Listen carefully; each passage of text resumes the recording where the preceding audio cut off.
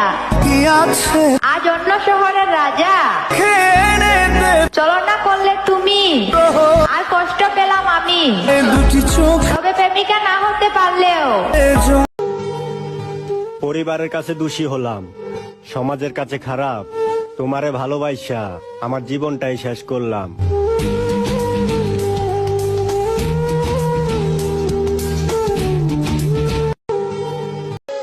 ভালোবাসা জানতাম না আমি,